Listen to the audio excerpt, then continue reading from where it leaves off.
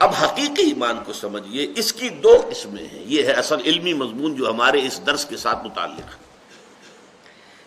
یہ جو ہے ایک ہے تقلیدی یا غیر شعوری، ایک ہے اکتسابی یا شعوری کانشس ایمان. وہ جو کہ آپ نے ایکوائر کیا ہے ایمان، اکتساب کرنا، حاصل کرنا، ارنڈ، کانشس اینڈ ارنڈ ایمان. ایک تقلیدی ہے اور غیر شعوری ہے. یہ تقلیدی اور غیر شعوری کیا ہے؟ ہم مسلمان ہیں، یہ تقلیدی اور غیر شعوری کی بحث بھی چھوٹی سی ہوگی. یہ کیسے پیدا ہو جاتا ہے؟ جب کوئی مسلمان ہوگا، اب اگر وہ عمل کرتا رہے گا، نماز پڑھے گا، روزہ رکھے گا اور جو فرائض ہیں حرام سے مجتنب رہے گا، تو اس کے نتیجے میں ایک ایمان پیدا ہو جائے گا اس کے دل میں. یعنی جیسے ایمان سے عمل وجود میں آتا ہے، جنم لیتا ہے، ایسے ہی عمل سے ایمان وجود میں آتا ہے. مسلسل عمل کرتے رہیے، نمازیں پڑھتے رہیے، چاہے ابھی آپ کو وہ یقین والا ایمان حاصل نہیں تھا، لیکن نمازیں پڑھتے رہنے سے اور دین پر عمل کرتے رہنے سے آپ کے اندر وہ ایک ایمان پیدا ہو جائے گا. لیکن یہ ایمان غیر شعوری ہوگا، یہ تقلیدی ہوگا.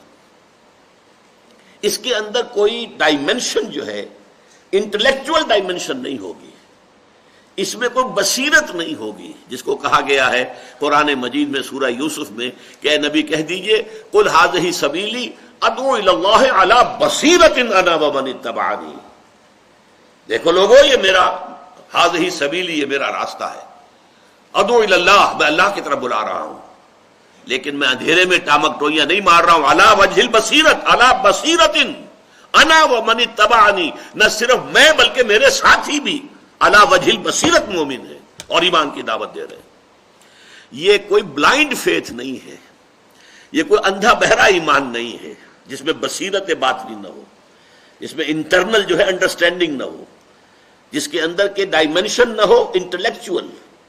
نہیں، وہ ایمان جو ہے وہ تقلیدی ایمان کہلائے گا. تو تقلیدی ایمان پیدا ہو جاتا ہے ایک تو احکام اسلام پر مسلسل عمل کے نتیجے. نمبر دو، یہ تقلیدی ایمان صاحب ایمان لوگوں کی صحبت سے بھی حاصل ہوتا ہے.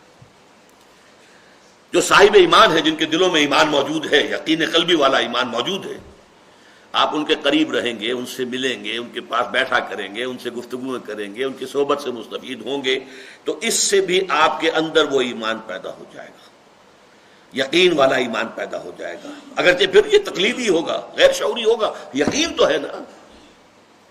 بلائنڈ فیتھ بھی یوں سمجھ لیجئے بہت قیمتی شے، بلکہ اپنی قوت کار کے اعتبار سے بلائنڈ فیتھ زیادہ طاقتور ہوتا.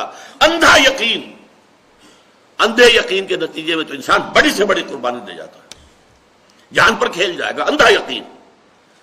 لیکن ایک ہے وہ جو قل ھذہ سبیلی ادعو الی اللہ علی بصیرۃ انا ومن اتبعنی، اس کی شے کچھ اور ہے، اس کی شان کچھ اور ہے، اس کی قدر و قیمت کچھ اور ہے، اس کی تاثیر کچھ اور ہے. وہ ہے جو انقلاب لاتا ہے دنیا کے اندر. یہ اندھا ایمان انقلاب نہیں لا سکتا، سوسائٹی کو چینج نہیں کر سکتا، جس کے اندر صرف تقلید ہے اور غیر شعوری ایمان ہے. اچھا، اس کو بھی بحث کو ہم یہاں ختم کر رہے ہیں. تقلیدی یا غیر شعوری ایمان ہم میں سے اکثر کو اگر حاصل ہے، وہ اسی کیٹیگری کا ہے. پہلا وہ ایمان ہمیں حاصل ہے، قانونی ایمان، وہ ہمیں حاصل ہے، وہ تو وراثتاً منتقل ہو گیا. ہمیں بچپن میں والدین نے وہ چیزیں سکھا دی اور وہ ہم نے مان لی.